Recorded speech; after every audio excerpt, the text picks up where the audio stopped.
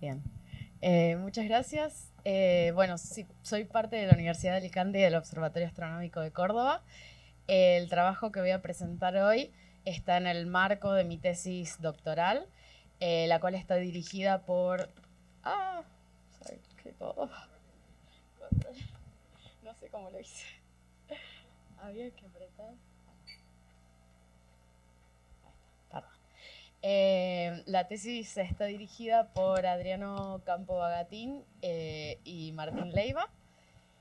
Y tiene que ver con las consecuencias de que el primario del asteroide binario Didymos rote muy rápidamente. Bueno, no voy a hacer una introducción extensa, ya que Gonzalo hoy nos dio una charla al respecto. Simplemente decir que Didymos es un sistema binario cercano a la Tierra, que está compuesto por un asteroide primario. Sí, por un asteroide primario llamado Didymos, toma el mismo nombre del sistema, y un asteroide más pequeño llamado Dimorphos, que tiene 150 metros de diámetro. Didymos tiene 700 metros de diámetro, y la imagen que estamos observando ahí ha sido tomada por la sonda espacial DART, que lo visitó hace poco más de un año. Recalcar en este caso de que la principal motivación de nuestro trabajo es que Didymos es un asteroide de tipo S que tiene un rápido periodo de rotación sobre su eje de 2,26 horas y que lo pone muy cerca de su límite de estabilidad estructural. Gran parte de nuestros resultados podrían inicialmente ser chequeados por los resultados de la sonda ERA, la sonda europea ERA, que visitará el asteroide en 2026. Bien, entonces un poco como adelanté, Didymos es un asteroide que rota rápidamente. Hay muchos indicios que nos indicarían que es un asteroide de tipo pila de escombros, es decir, que está formado por la aglomeración de muchos fragmentos de rocas, y además tiene un gran abultamiento en el ecuador. Entonces, lo que queremos estudiar es qué le ocurriría a un fragmento de regolito ubicado en el ecuador de ese asteroide. Entonces, lo que pensamos es que un fragmento de regolito va a estar sujeto a la superficie de ese asteroide por fuerza gravitacional, pero a su vez va a tener una fuerza que se contrapone, que es la fuerza centrífuga que se siente la superficie debido a la rotación. Entonces, nos preguntamos si en alguna región del ecuador la fuerza centrífuga podría ser mayor, podría superar a la fuerza gravitatoria, permitiendo la expulsión de material de su superficie. Entonces, el objetivo de este trabajo que les voy a mostrar es actualizar un trabajo que publicamos previamente donde habíamos utilizado los parámetros físicos y orbitales que teníamos para el sistema binario previos a la misión DART.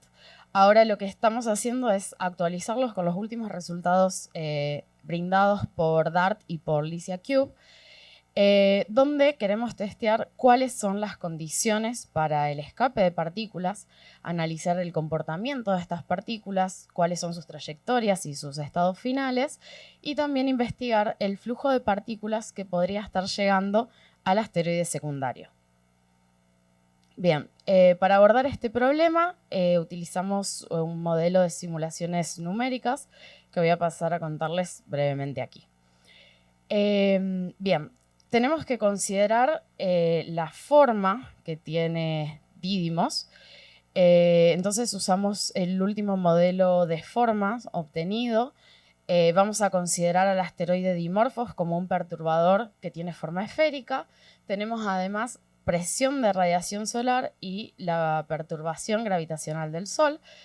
Esto que vemos acá es la ecuación de movimiento para una partícula que inicialmente se encuentra en reposo en la superficie del asteroide. Y está escrita en un marco de referencia rotante, por eso además acá al final podemos ver dos términos extras que tienen que ver con la fuerza centrípeta y Coriolis. Entonces, Inicialmente las partículas se encuentran en reposo en la superficie y en cada instante de tiempo chequeamos cómo es el balance entre la fuerza centrífuga y la fuerza gravitacional del asteroide para poder saber si es posible despegue de partículas y en el caso en el que sea posible que esa partícula despegue, traquear su trayectoria en el sistema binario. Bien, si bien tenemos datos actualizados de lo que es la masa y el volumen del asteroide primario, siguen existiendo grandes incertezas, ¿sí?, en esos valores. Entonces, para no hacer una única simulación, lo que hicimos fue tomar el valor nominal para la masa y para el volumen dentro de sus respectivos rangos de errores, hacer una grilla dividiendo este rango en 5, tanto para la masa como para el volumen, e ir combinando 2 a 2 esos valores para tener diferentes dídimos. Esos diferentes dídimos tienen diferentes densidades globales. Entonces, lo que uno esperaría en principio es que un dídimo de una densidad, por ejemplo, baja, como en este caso 2.300 kilogramos por metro cúbico, genere una mayor pérdida de masa de su superficie que un asteroide que tiene 3.000 kilogramos por metro cúbico. Bien, el tiempo total en el que realizamos estas 25 simulaciones fue a lo largo de un año, desde enero del 2026 y finalizando, o sea, viendo la foto de lo que queda de esta eyección de material en enero de 2027, que va a ser durante la visita de ERA al sistema. Y esto es así porque la sonda espacial ERA va a tener a bordo 2 CubeSats y uno de ellos tiene un instrumento llamado VISTA, que va a ser un detector de polvo, de partículas de polvo y de volátiles en el sistema. Entonces es por eso, como la sensibilidad de vista irá hasta 20 micrones, que hemos decidido tomar partículas en este rango, entre los 5 micrones y los 5 centímetros de diámetro. Bien, entonces, como resultados bien generales de lo que obtuvimos con estas 25 simulaciones, tenemos que decir que hemos visto que en los 25 casos encontramos eyección de material del sistema. Obviamente, en algunos casos, esta eyección de material es más intensa que en otros casos. En 11 de esas 25 simulaciones encontramos que hay transferencia de masa hacia el asteroide secundario y en 10 de las 25 encontramos que preexiste al cabo de un año un disco de partículas en torno al asteroide primario. Ahora, para no contar sobre todas las simulaciones, voy a entrar en detalle de la simulación que hemos llamado 44 debido a que tomamos el volumen 4 y la masa 4. Bien, este es un esquema de lo que estaría pasando en el sistema. Entonces tenemos 4 posibles estados finales para las partículas. Una vez que las partículas abandonan la superficie del asteroide primario, que tenemos acá en el centro, la mayor parte, al cabo de cierto tiempo y en verdad cortas horas, vuelve a caer a la superficie del asteroide primario. Esto lo hacen entre un 68% y un 96% de las partículas. Después tenemos hasta un 3% de partículas que permanecen en órbita alrededor del sistema al cabo de un año. Tenemos partículas que escapan del sistema entre un 4 y un 18% y después hasta un 19% de transferencias de partículas hacia el asteroide secundario. El rango de porcentajes que podemos ver acá tiene que ver con que partículas de distintos tamaños tienen diferentes contribuciones a estos 4 estados finales. Por ejemplo, hemos encontrado que las partículas que sobreviven en órbita alrededor del asteroide primario son en su mayor parte, más de un 85%, partículas de gran tamaño. Eran estas partículas de 5 centímetros de radio. Mientras que, por ejemplo, las partículas que escapan del sistema tienden a ser partículas del orden de micrones porque son las más susceptibles a ser afectadas por la presión de radiación solar. Bien, Voy a mostrar ahora los resultados para estos dos casos que me parecen los más interesantes, y es de en qué posiciones aterrizan las partículas que vuelven a caer al asteroide primario y qué ocurre con las partículas que van hacia dimorfos. Bien, la imagen de arriba tenemos al asteroide Didymos, al primario, visto en los dos hemisferios, ¿sí? En el hemisferio que ha sido fotografiado, que es este que tenemos acá, y el hemisferio que para nosotros es oculto. Los puntos rojos representan las posiciones de aterrizaje de las partículas que en algún momento han despegado de este mismo asteroide. Lo que se observa acá no están las posiciones iniciales, pero inicialmente las partículas se despegan de una región muy angosta y a bajas latitudes en el asteroide, pero una vez que evolucionan y vuelven a caer en la superficie, se dispersan un poco, incluso llegando a caer en latitudes medias. En rojo entonces tenemos todas las partículas, y si filtramos solamente qué es lo que ocurre con las partículas de 5 micrones, vemos esta banda que podemos observar acá. Es la vista equivalente entre estas dos. Entonces, una de las cosas que encontramos es que, además, los datos observacionales realizados por DART es que el asteroide Didymos no es homogéneo, no tiene una rugosidad, por así decirlo, una textura homogénea en toda su superficie, sino que en la banda ecuatorial, como pueden ver acá en la imagen, hay una región que es más suave, es lo que se llama la smooth region o smooth area del asteroide, y a medida que vamos subiendo en latitud, acá y hacia el sur también, el material es diferente, ¿sí? Es de mayor tamaño. Entonces nos preguntamos si existiría algún tipo de relación entre la posición de aterrizaje de nuestras partículas y esta región de material más fino en el asteroide. Bien, ahora si pasamos al secundario y observamos cómo es la posición de aterrizaje de las partículas que caen en él, acá tenemos una imagen, este es Dimorphos. Vemos varias cosas en esa imagen. Estamos representando un gráfico de latitud versus longitud.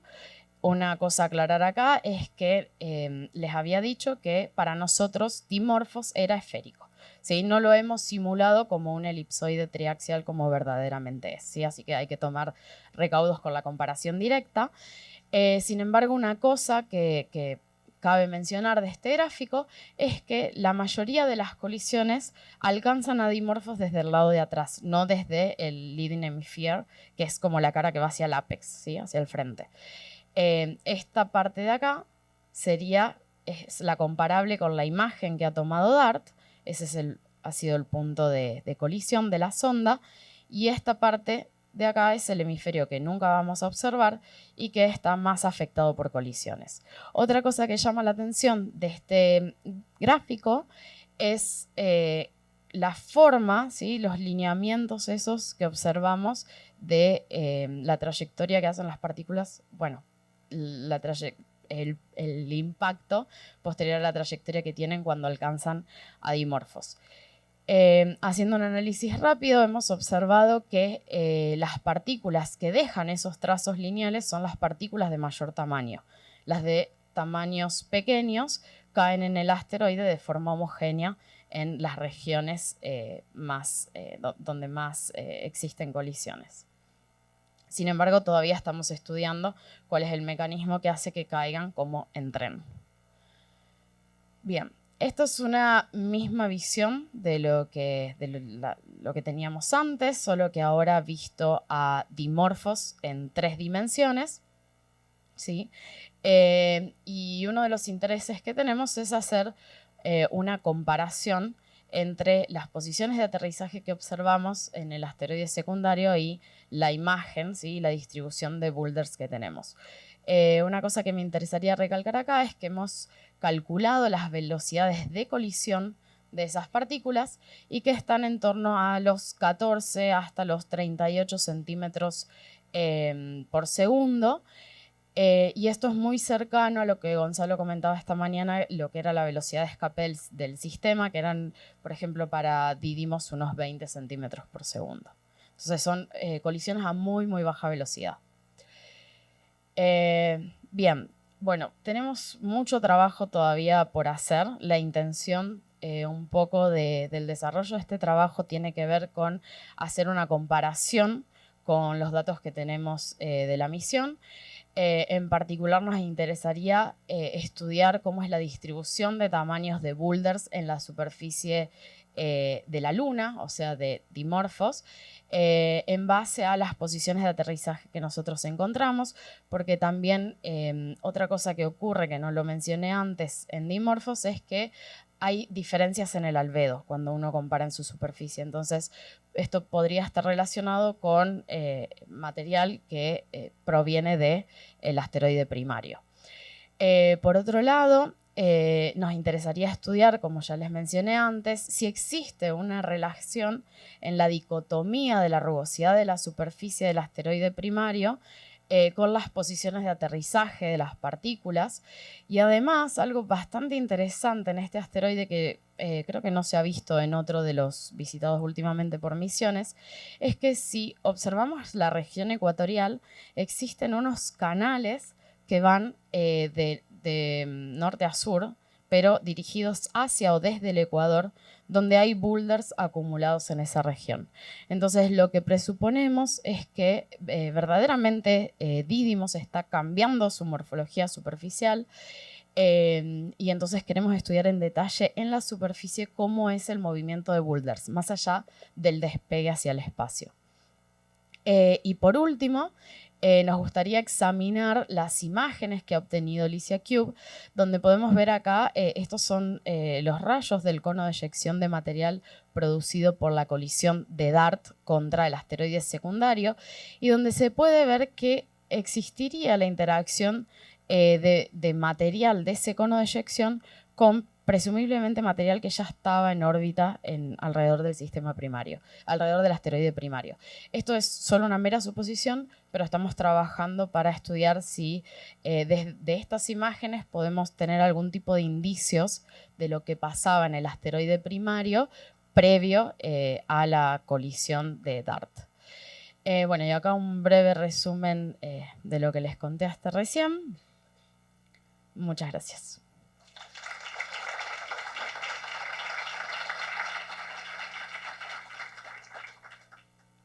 Perguntas?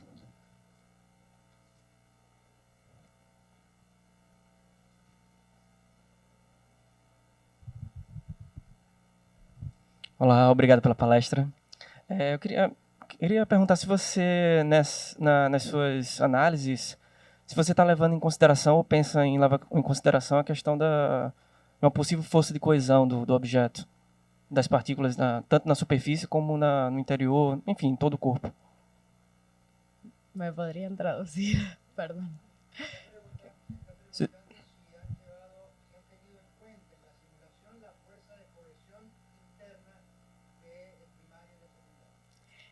Gracias.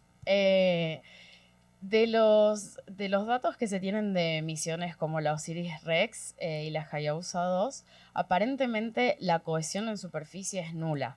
Las estimaciones para Didymos y Dimorphos hablan de valores menores a 1 pascal, entonces no lo hemos tenido en cuenta. ¿Cómo fue modelado el potencial del cuerpo central? Gracias. Sí, consideramos el modelo de forma y utilizamos el modelo de Werner del 94, que permite calcular el potencial gravitatorio de cualquier poliedro irregular. Oi, Pedro, do Observatório de Roma. Eu tenho só um comentário sobre a colisão secundária. A gente está trabalhando exatamente nisso nesse momento.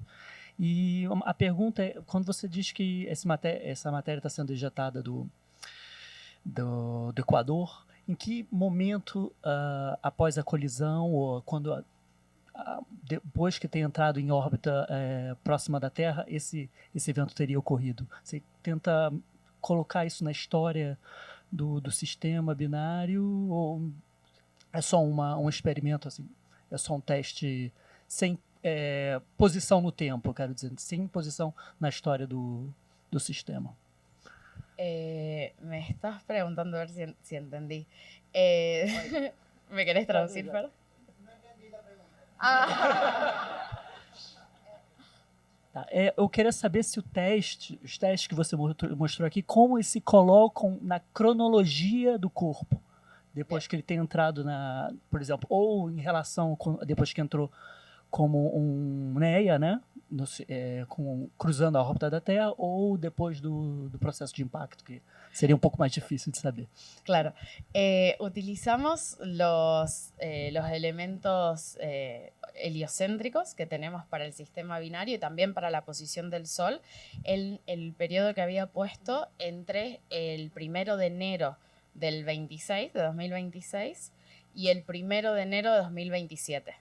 Entonces, tenemos las posiciones de todos los cuerpos de interés en esos momentos, y eso es lo que utilizamos para la posición y calcular las fuerzas.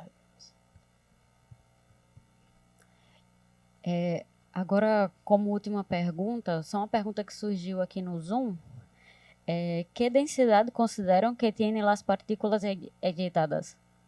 Estamos considerando 3.500, creo que eran 3.500 kilogramos por metros cúbicos. Sí.